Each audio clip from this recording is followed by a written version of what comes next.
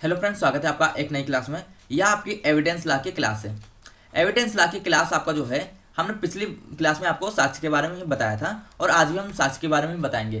तो साक्ष्य के बारे में आज जो हम बताएंगे वो आपको क्या बताएंगे, वो आपका प्राथमिक साक्ष्य, साक्ष्य, द्वितीयक साक्ष्य और आपका प्रत्यक्ष साक्ष्य, इन तीनों चीज़ों को हम यहाँ पे बताएंगे। तो इन तीन चीज जो है ये आपका यहाँ पे बहुत ही इंपॉर्टेंट क्वेश्चन आपका बनता है। ठीक है, तो क्वेश्चन आपका जब बनता है तो यहाँ पे आपको पढ़ना ही काफी ज्यादा जरूरी है। तो नंबर 1 पे क्वेश्चन आपका क्या बनता है, उससे पहले यहाँ पे हम टॉपिक को पढ़ते हैं। तो आपका प्राथमिक साक्ष्य,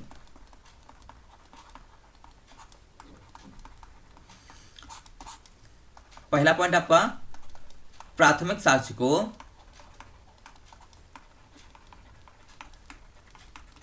धारा 62 में बताया गया है। दूसरा पॉइंट आपका यहाँ पे क्या बनता है, दूसरा यह है कि प्राथमिक साक्ष्य आपका, इसका अगर सिंपल मतलब देखो तो प्राथमिक साक्ष्य का सिंपली मीन आपका होता है, प्राथमिक साक्ष्य का सिंपली मीन या सिंपल साधारण मतलब मूल साक्ष्य। मूल मतलब जो आपका पहले से मूल साक्ष्य, मूल आपका क्या होता है, प्राथमिक अवस्था होती है, मूल साक्ष्य है। ये 2 पॉइंट लिखा। अब मूल साक्ष्य को ही आप वहां पे विस्तार में लिख दो। कोई भी चीज है उसको वहां पे पकड़ के विस्तार में लिख देना, आपको वहां पे पेज ज्यादा से ज्यादा बढ़ने की कोशिश वहां पे करते हैं। अब जैसे यहाँ पे देखो, जैसे एग्जाम्पल के थ्रू हम समझते हैं कि हमारे पास एक कागज है जिस पर साइन की जाती है।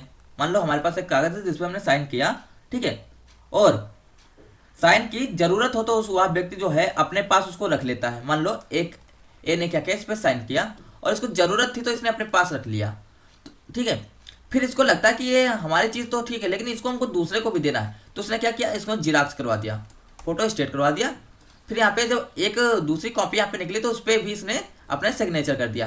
तो ये आपका क्या हुआ, ये आपका मूल साक्ष्य हुआ। साथ में इसने जो अपने सिग्नेचर कर दिए इसके द्वारा भी ये आपका मूल साक्ष्य यहाँ पे हो गया। ठीक है, तो यहाँ पे दोनों साक्ष्य आपके क्या हो जाएंगे, मूल साक्ष्य मतलब आपके प्राथमिक साक्ष्य यहाँ पे हो जाते हैं। ये आपका होता है प्राथमिक साक्ष्य। अब प्राथमिक साक्ष्य को जो है और भी चीजों को देखा जाए तो इसको कैसे आपका रिफॉर्म कर सकते हैं, यूनिफॉर्म कर सकते हैं, इसको यहाँ पे देखते हैं।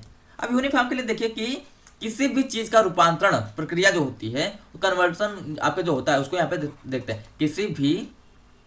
किसी एक का रूपांतरण यहाँ पे देखते हैं, किसी एक का रूपांतक प्रक्रिया। तो रूपांतक प्रक्रिया में जब हम बात करते हैं तो वहां पे इसको यूनिफॉर्म प्रोसेस बोलते हैं, यूनिफॉर्म प्रोसेस। ठीक है, तो इसमें देखिए नंबर 1 पे आपका क्या होता है, मुद्रण, जो आपका पैसा छपता है। तो पैसा छपता है तो ऐसा तो है नहीं कि आपको वर्जिनल कॉपी मिल जाती है, उसका भी आपका पैसा छपता है। या फिर आप कह सकते हो कि फोटोग्राफी जो होती है, फोटोग्राफी, ठीक है, तो ये सारी चीजें क्या होती हैं, ये आपका रूपांतक होती हैं। ये सारे जो दस्तावेज होते हैं ये कई प्रतियां आपके प्राप्त तो की जाती हैं। तो इसमें क्या होता है, ये जैसे रुपए हैं या फिर फोटोग्राफी है, तो एक चीज से यही कई प्रतियां बनाई जाती हैं और ये सारी प्रतियां, सारी फोटोकॉपी आपकी जो है मूल साक्ष्य होते हैं। मूल साक्ष्य मतलब प्राथमिक साक्ष्य होते हैं। ठीक है, और ये जो है जो मुद्रण हुआ है, जो प्राथमिक साक्ष्य होते हैं, लेकिन अगर जिससे मुद्रण किया गया है उनकी ये जो मुद्रित प्रतिक्रिया होती है वो आपकी द्वितीयक साक्ष्य। मान लीजिए आपके पास 10 का नोट है, वो तो आपका जो प्राथमिक साक्ष्य है, उससे अगर जो आप फोटो कॉपी कर लेते हैं 10 के नोट से, तो आपका क्या हो जाएगा, वो आपका सेकेंडरी चीजें हो जाती हैं।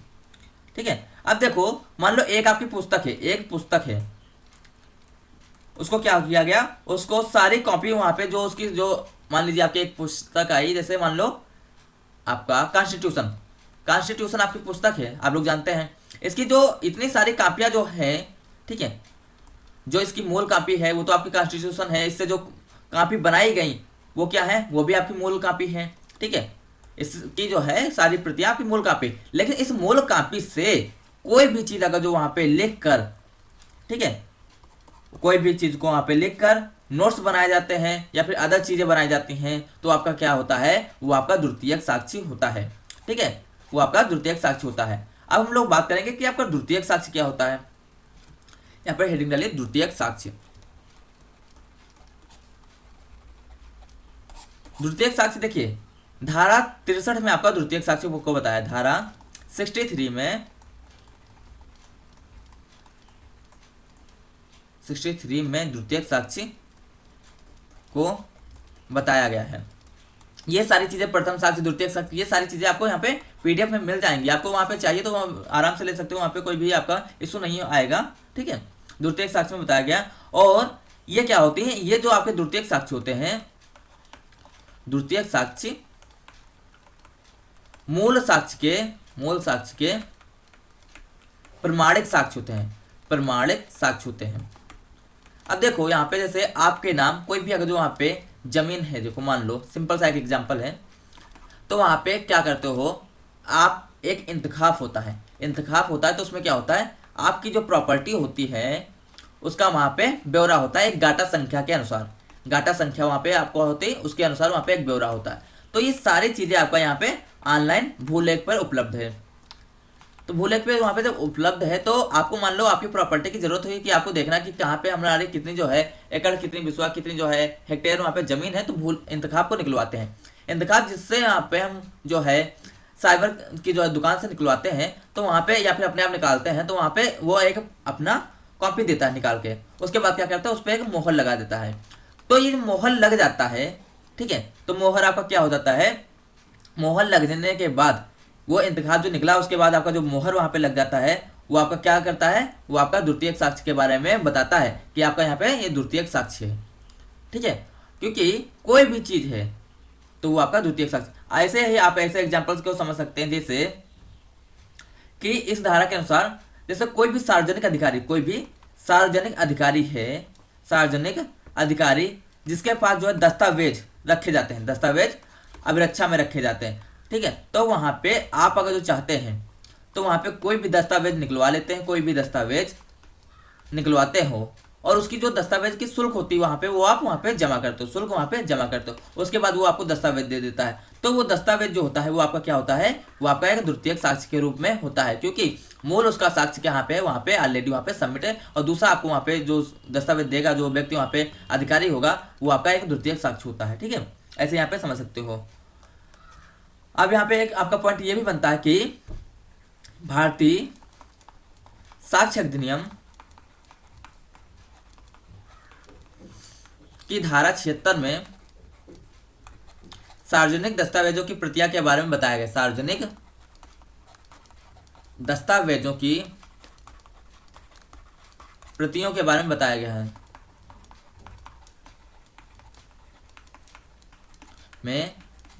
बारे में बताया गया है। ठीक है, अब इसको बताया गया है, तो इसका क्या बताया गया इसको हम देखते हैं। तो नंबर 1 पे इसको ये चीज बताया गया कि धारा 76 वहां पे आप लिख सकते हो, सार्वजनिक दस्तावेज क्या होते हैं, वो जिसके लिए सब, मतलब जो दस्तावेज सभी के लिए उपलब्ध होते हैं वो आपके सार्वजनिक दस्तावेज होते हैं। तो इस लाइन को अगर जो आपको पता होगा तो वहाँ पे 4 लाइन आप बना के वहाँ पे लिख सकते हो। ठीक है, और ये कला आपके अंदर आनी चाहिए कि क्योंकि आपका सब्जेक्टिव एग्जाम है, तो ये कला आपके अंदर आएगी तो आपको जो है नंबर अच्छे से वहाँ पे मिलेंगे।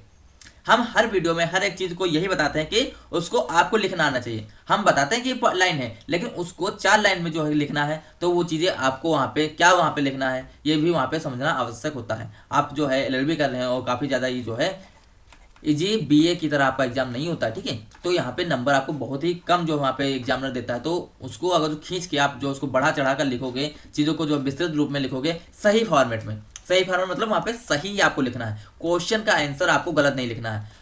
आंसर गलत नहीं लिखना क्या मतलब, मान लो आपको धारा 76 वहाँ पे पूछा गया तो वहाँ पे धारा 74 बता दो, 75 बता दो, 76 बता दो, वो तो ठीक है, लेकिन सोचो इसके अलावा वहाँ पे अपनी कहानी लिख दो तो उसका कोई मतलब नहीं है। उसका जो बताना है उस सब्जेक्ट से रिलेटेड ही बताना है, उस टॉपिक से रिलेटेड ही बताना है। ठीक है, तब वहां पे आपको नंबर मिलते हैं। अब यहीं पे अगर देखते हैं तो सिंपल सा एक चीज और बताया गया कि द्वितीयक साक्ष्य आपका जो होता है, द्वितीयक साक्ष्य प्रस्तुत करने के संबंध में, प्रस्तुत करने के संदर्भ में विपक्षी को जो है विपक्षी से सूचना देना आवश्यक होता है, विपक्षी को सूचना देना आवश्यक होता है, परंतु धारा 66 में जो है इसका जो है क्या परिवर्तन जो होता है उसको सूचना देना आवश्यक नहीं बताया गया है। ये आपका यहाँ पे एक पॉइंट है, ये आप यहाँ पे अगर तो काफी पेन लेके बैठे हो तो वहाँ पे आप यह नोट कर लेना। ठीक है, और इसमें क्या बताया गया है, तो ऐसे जो सारे मामले आपके जो है धारा, यहाँ पे एक आपका पॉइंट बहुत अच्छा बनता है कि भारतीय साक्ष्य अधिनियम की धारा 65 में ऐसे मामले जिनमें दस्तावेजों से संबंधित हैं, दस्तावेजों से संबंधित द्वितीयक साक्ष्य के बारे में बताया गया, द्वितीयक साक्ष्य के बारे में बताया गया।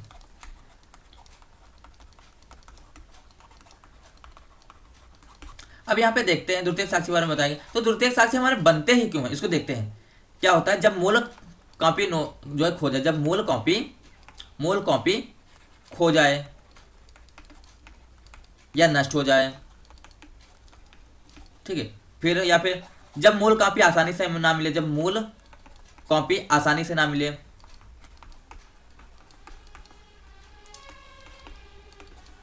ठीक है, ना प्रस्तुत की जा सके,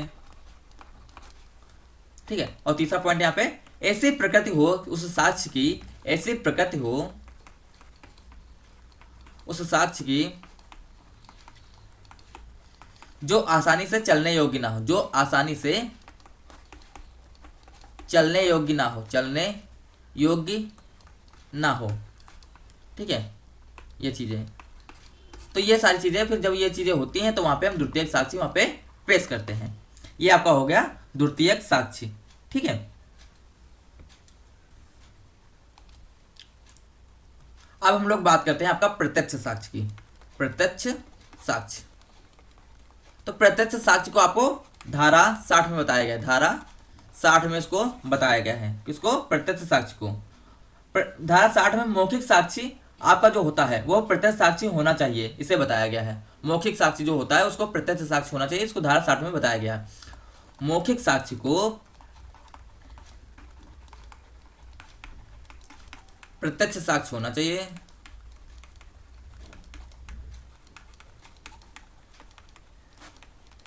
इसे धारा 60 में बताया गया है,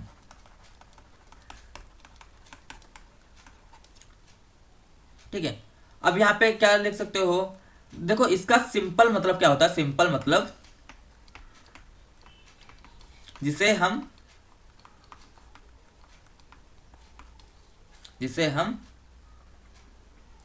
किसी, जिसे हम मतलब जो है प्रस्तुत, जिसे हम जो है सिंपल मतलब इसका यह होता है जिसे हम प्रस्तुत करने के लिए किसी दूसरे साक्ष्य की आवश्यकता ना हो, किसी दूसरे साक्ष्य की आवश्यकता ना हो, ठीक है, ये चीजें। अब यहाँ पे जो है ये चीज बताई थी। अब यहाँ पे अनुश्रुत साक्ष्य आपको हमने बताया था, लेकिन वहां पे एक चीज और समझिए, अनुश्रुत साक्ष्य होता है कि कही कहाई बातों का, ठीक है, कही कहाई बातों का, ये हमने आपको बताया था कि कही कहाई बातों का जो होता है वो आपका अनुश्रुत साक्ष्य होता है। तो यहीं पे कही कहाई अगर बातों की बात करोगे तो सिंपल सा आपको इतना ही रखना, याद रखना कि कही कहाई बातों का जो साक्ष्य होता है वो आपका अनुश्रुत साक्ष्य होता है, ठीक है। अब यहाँ पे जैसे प्रत्यक्ष साक्ष्य का एक एग्जाम्पल लोगे तो एग्जाम्पल के थ्रू यहाँ पे आप देख सकते हो कि जहां पे मान लो कि बम अगर जो विस्फोट हुआ है, बम विस्फोट हुआ कहीं पे, तो वहां पे क्या हुआ होगा, आवाज आई होगी, आग निकली होगी, धुआं हुआ होगा, ठीक है। तो ये आपके जो साक्ष्य सब हो जाएंगे, ये आपका प्रत्यक्ष साक्ष्य के रूप में आ जाएंगे, ठीक है। ये सारी चीजें आपको प्रत्यक्ष साक्ष्य के रूप में आ जाएंगी। और प्रत्यक्ष साक्ष्य को प्रस्तुत करने के लिए हमें किसी अन्य साक्ष्य की आवश्यकता नहीं होती है, इसे हम प्रत्यक्ष साक्ष्य कहते हैं। ये आपका यहाँ पर प्रत्यक्ष साक्ष्य हुआ। अब यहाँ पे हम देखते हैं कि आपको क्वेश्चन कौन कौन से, इतना हम आपको बताए हैं, तो यहाँ से क्वेश्चन आपके कौन कौन से बनते हैं यहाँ पे हम देखते हैं। अब हम लोग ये समझते हैं कि आपका ये जो क्वेश्चन हमने आपको जो बताया कि आपका साक्ष्य बताया, परिस्थिति जन्य साक्ष्य बताया, लिखित साक्ष्य बताया, ये आपको कैसे क्वेश्चन बनते हैं। आपका 2013 में क्वेश्चन आया था कि साक्ष्य की परिभाषा दो और इसका उल्लेख करो, आपका 2013 में क्वेश्चन आया था। अगर जो आपने ये वीडियो देखा है तो आपकी ये परिभाषा और इसका उल्लेख लिख सकते हैं। साक्ष्य किसे कहते हैं ये बताओगे, उसका उल्लेख करने में उसका जो प्रकार बता दोगे, उसके 4 प्रकार 5 प्रकार उसमें लिख दोगे, उसमें और भी क्या चीजें हैं वो आप चाहो तो लिख दो। वहाँ पे जैसा क्वेश्चन होगा, जितने नंबर का, वैसे आप वहाँ पे लिख लोगे। पर स्थिति जनित साक्ष्य क्या कहते हैं, तो यहाँ पे मान लो आपको छोटा लग रहा है तो वहाँ पे पहले साक्ष्य लिखो, फिर उसके प्रकार में लिखो, फिर उसके बाद परिस्थिति जनित साक्ष्य को वहाँ पे बढ़ा के लिख दो। अनुश्रुति साक्षी अभी आपको बताया क्या होता है। प्रत्यक्ष साक्षी से आप क्या समझते हैं, अभी हमने आपको बताया कि प्रत्यक्ष साक्षी क्या होता है। प्राथमिक साक्षी और द्वितीयक साक्षी क्या होता है, यह भी हमने आपको बताया। इसमें अंतर क्या होता है बताया, 2014 में क्वेश्चन बना था। प्रत्यक्ष साक्षी जो आपका 2013 और 14 में क्वेश्चन बना था। अनुश्रुत साक्षी आपका 2010 और 16 में क्वेश्चन बना था। और आपका किन परिस्थिति में द्वितीयक साक्षी प्रस्तुत करना चाहिए, 2013 और 16 में क्वेश्चन बना। प्रत्यक्ष साक्षी और अनुश्रुत साक्षी में अंतर क्या है, ये भी आप क्वेश्चन कर लोगे अगर जो हमने आपने इसको ढंग से पढ़ा है, लिख लिख के पढ़ा है, ढंग से पढ़ा तो आप यहाँ पे कर लोगे क्वेश्चन। प्राथमिक साक्षी एवं द्वितीयक साक्षी किसे कहते हैं, 2010 में बना क्वेश्चन, 14 में बना, फिर 19 में बनाया। फिर मौखिक साक्षी प्रत्येक दशा में प्रत्यक्ष होना चाहिए, ये आपको क्वेश्चन कब बना, 2013 में बना, 14 में बना, 15 में बना, 16 में बना, 19 में बना। इतने बार आपका क्वेश्चन बना, ये आपके 60 क्वेश्चन बने थे। अब लॉन्ग क्वेश्चन में आपका कैसे बना उसको हम यहाँ पे देखते हैं। लॉन्ग क्वेश्चन में आपका क्वेश्चन बना था कि साक्षी शब्द की परिभाषा दो, भारतीय साक्षी अधिनियम के अंतर्गत वर्णित विभिन्न साक्षी को यहाँ पे बताओ। 2018 में क्वेश्चन बना। मेडिकल साक्षी या फिर आपको जो है इसको ही चिकित्सीय साक्षी कहते हैं। मेडिकल साक्षी और परिस्थिति साक्षी में अंतर क्या है, क्वेश्चन आपका बनता है। मौखिक साक्षी से आप क्या समझते हैं, ये कब प्रस्तुत किए जाएंगे, 2018 में क्वेश्चन आपका बना। अनुश्रुत साक्षी से आप क्या समझते हैं, इसके अपवाद। दस्तावेजी साक्षी किसे कहते हैं और प्राथमिक और द्वितीयक साक्षी में इनको अंतर लिखो, ये आपके लॉन्ग क्वेश्चन बनते हैं। ठीक है, तो यहाँ पे अगर जो आपने पूरा वीडियो देखा होगा तो आपको ये क्वेश्चन आसानी से कर लेंगे। ठीक है, अब हम जो है कल के जो चीजों में बात करेंगे वो आपका क्या हो जाएगा। आज तो हमने साक्षी के बारे में बात किया, कल हम साक्षी के बारे में बात करें। साक्षी आपका गवाही जो है, कौन भी व्यक्ति देता है, कौन गवाह हो सकता है, वहां पे कल हम बात करेंगे। ठीक है, और अगर जो आपने वीडियो को शेयर नहीं किया, ठीक है, तो उसको शेयर कर दीजिए और चैनल को सब्सक्राइब कर लीजिए। हाँ, और अगर जो आपको पीडीएफ की जरूरत है तो आपको जो है व्हाट्सएप नंबर पे कांटेक्ट करके जो वहाँ पे पीडीएफ ले लेना, वो पीडीएफ आपको जो है पेड होंगी। ठीक है, थैंक यू।